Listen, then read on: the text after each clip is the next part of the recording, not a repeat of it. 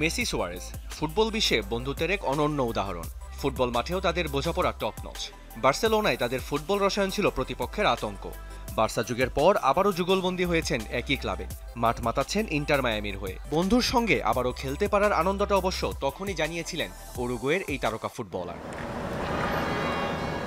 একমাত্র লিওর সাথে খেলতেই যুক্তরাষ্ট্রের ক্লাবটিতে যোগ দিয়েছেন সুয়ারেজ। ভবিষ্যতে কি হবে সেটা কারো হাতে না থাকলেও আর্জেন্টাইন মহাতারকার সঙ্গেই অবসর নিতে চান ৩৮ বছর বয়সী এই ফরওয়ার্ড। আমার মনে হয় আমাদের দুজনেরই যথেষ্ট বয়স হয়েছে। প্রত্যেকে এমন সিদ্ধান্ত নেবে যা ব্যক্তিগত কল্যাণের জন্য সঠিক হবে।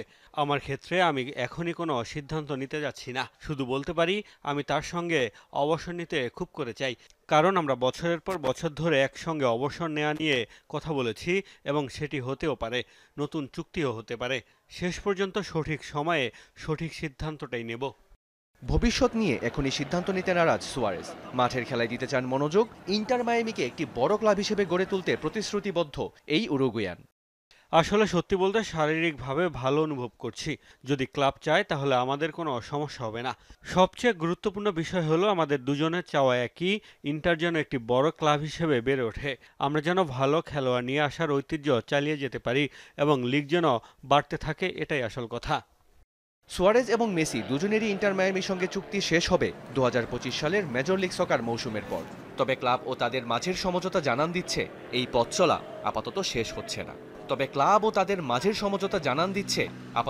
হচ্ছে না এই পথ চলা।